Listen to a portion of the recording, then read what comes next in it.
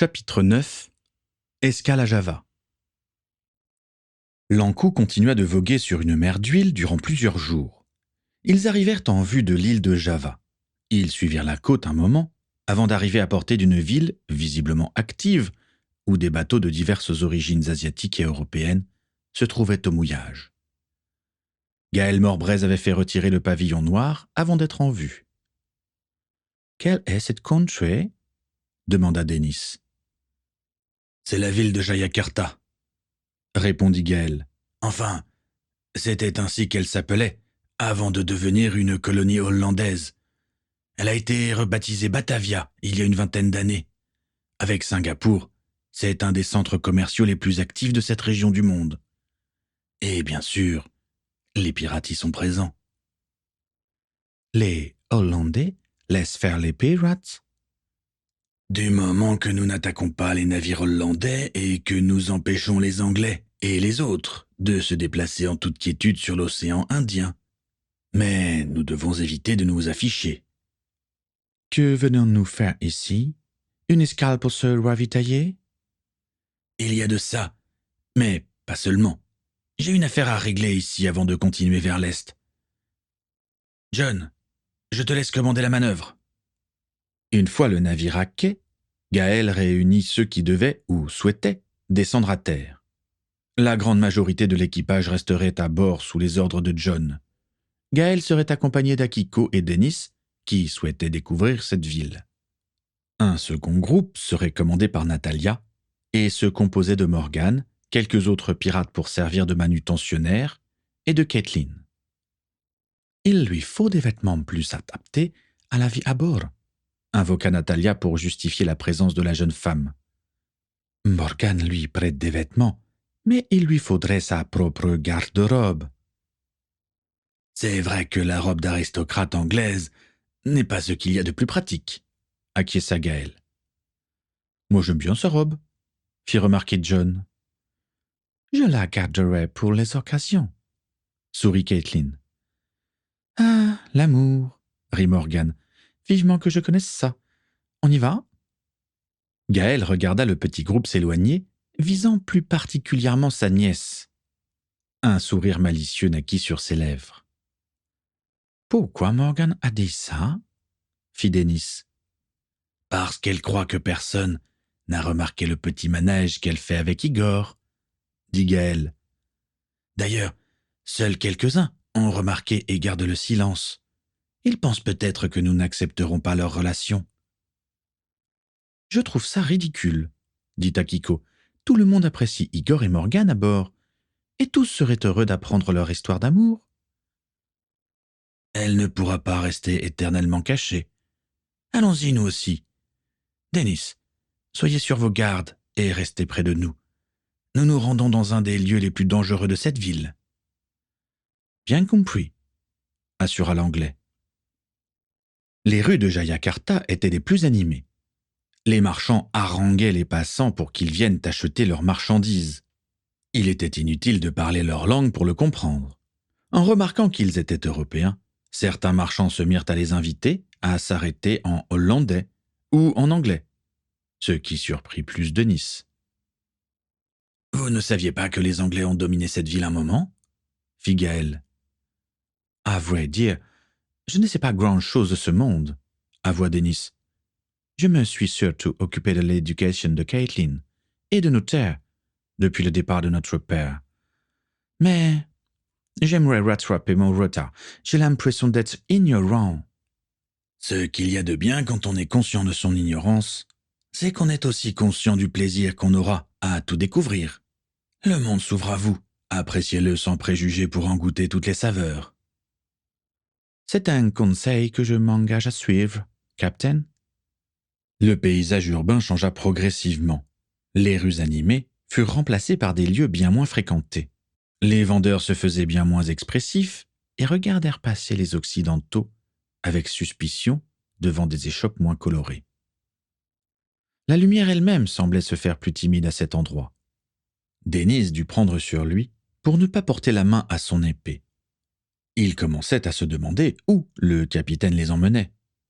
Il jeta une œillade à Akiko, La japonaise restait fidèle à elle-même, totalement neutre et calme.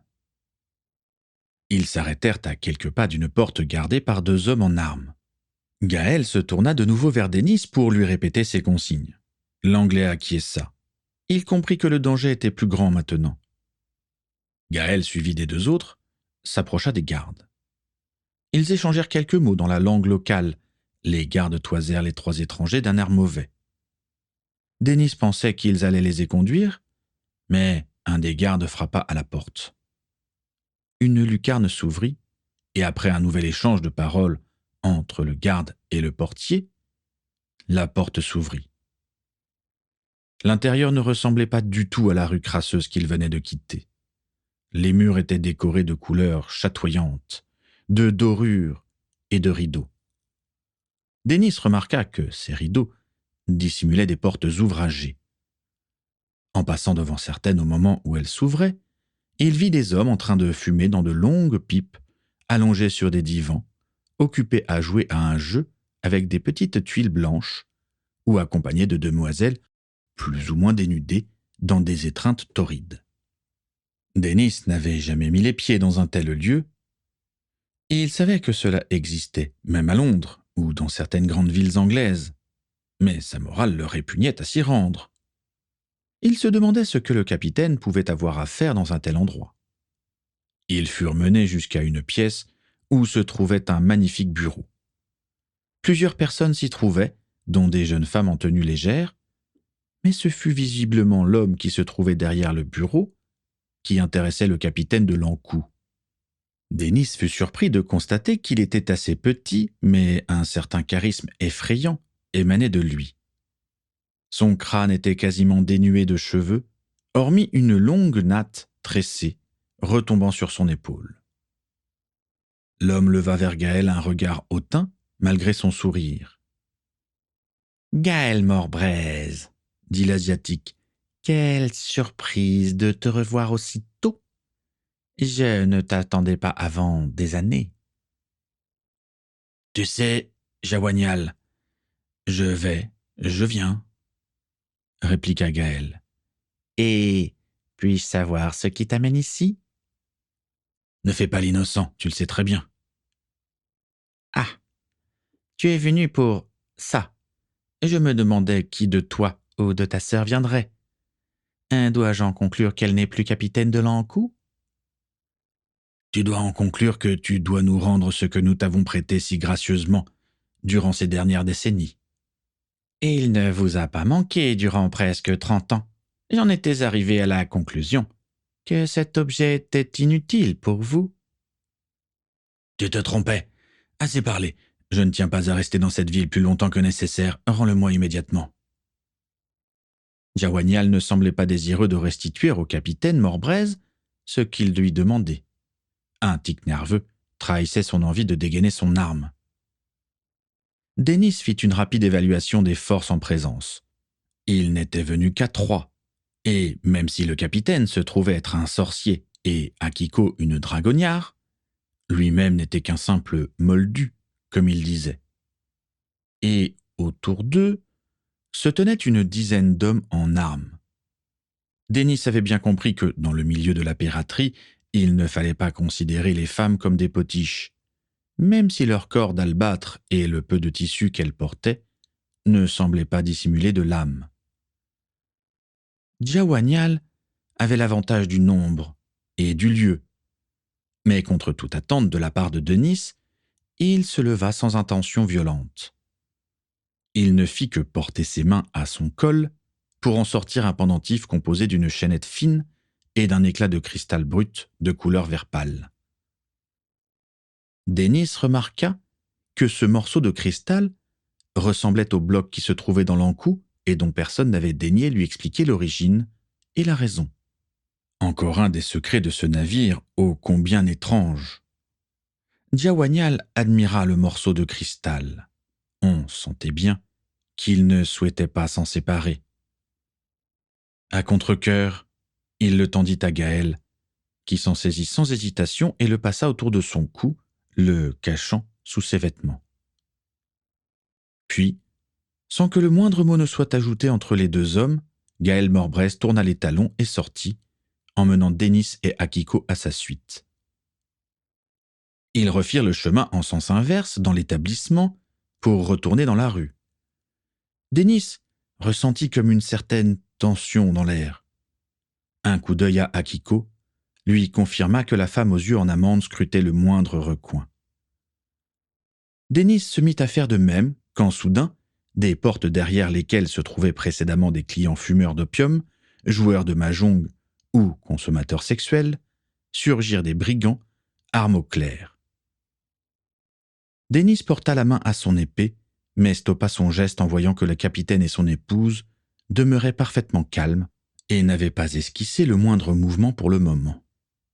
« Je suis sûr que tu ne t'y attendais pas, à celle-là », lança Jawanyal. « À vrai dire, c'est que tu ne tentes rien pour le conserver qui m'aurait surpris, » répliqua Gaël. « Tu es si prévisible. » À ces mots, Jawanyal vira au rouge fureur. Il ne semblait pas habitué à ce qu'on lui parle sur ce ton. « Tu vas me rendre ce pendentif, » ordonna Jawanyal. « Depuis le temps, il est à moi maintenant. » « Il n'a jamais été à toi, » dit Gaël.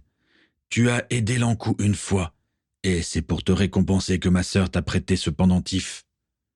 Mais depuis le début, tu savais très bien que ce ne serait que temporaire. » « Ce pendentif est à moi. »« Tu es donc prête à mourir pour lui ?»« Exactement. » Jawanyal lança un ordre, et les hommes armés se lancèrent à l'assaut.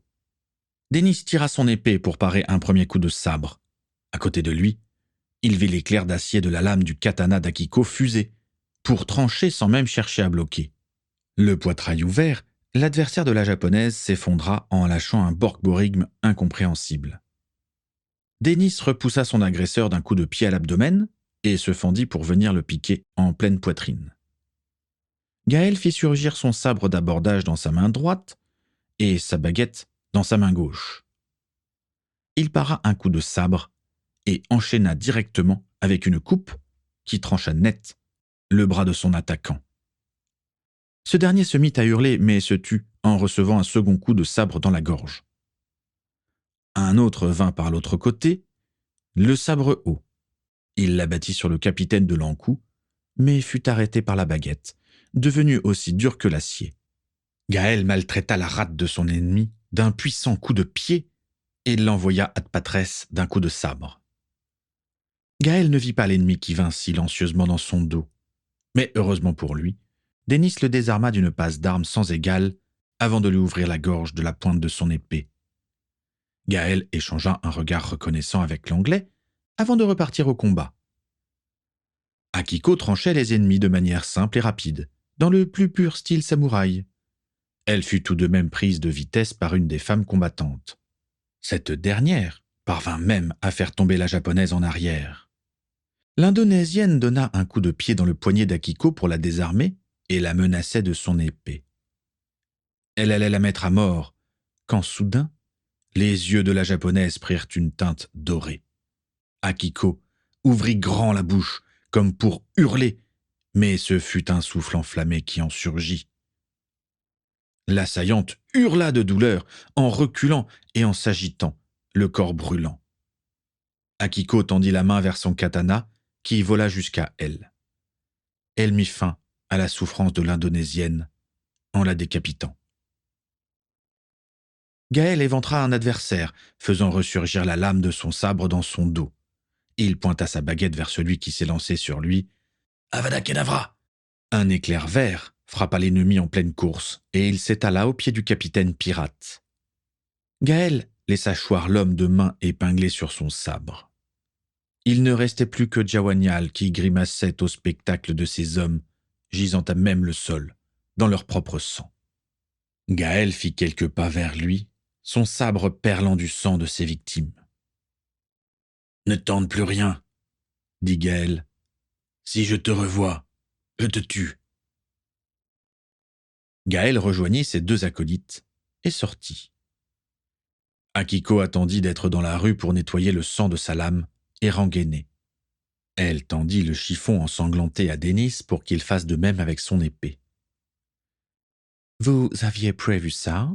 Demanda-t-il au capitaine. En fait, j'espérais que la peur l'empêcherait d'agir, avoua le capitaine. J'ai sous-estimé l'attrait de Jawanial pour cet objet. Quelle valeur a ce pendentif pour que vous preniez de tels risques pour lui? Il va bientôt nous servir. Oui, bientôt. Le capitaine n'ajouta rien de plus. Dennis ne posa pas plus de questions. Encore un secret de l'encou et des morts-braises. L'Anglais comprenait de mieux en mieux l'attrait de Ship Hunt pour ce navire.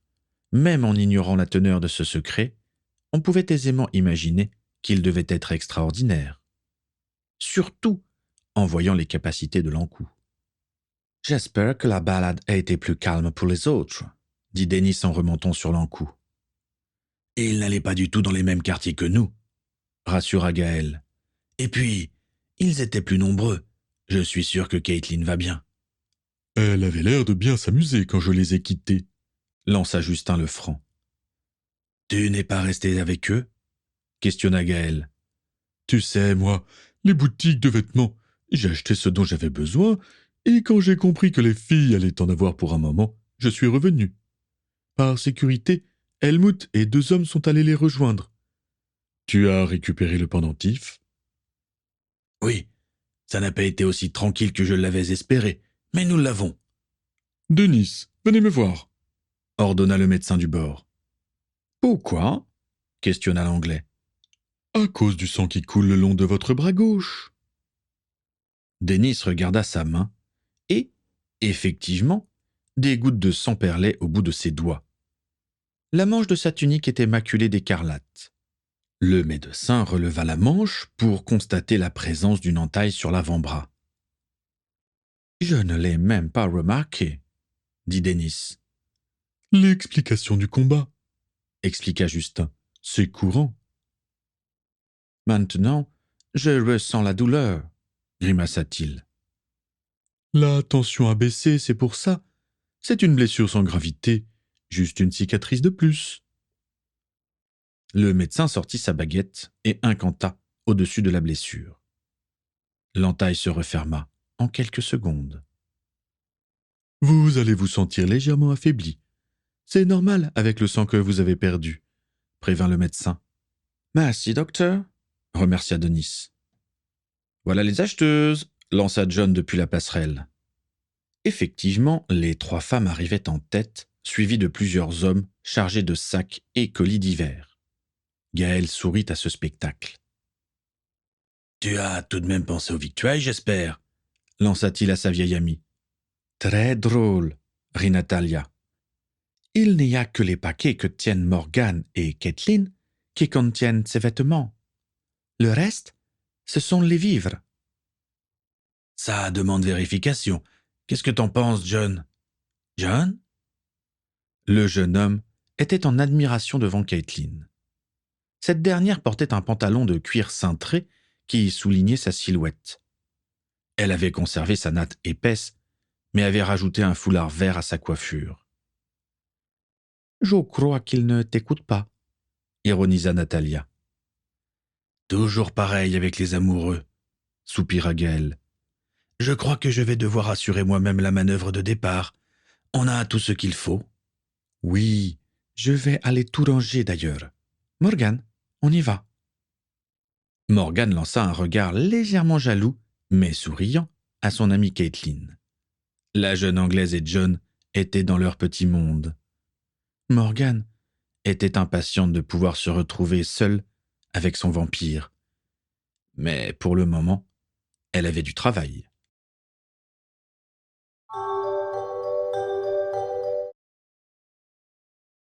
Note du chapitre. Jayakarta est l'actuel Jakarta.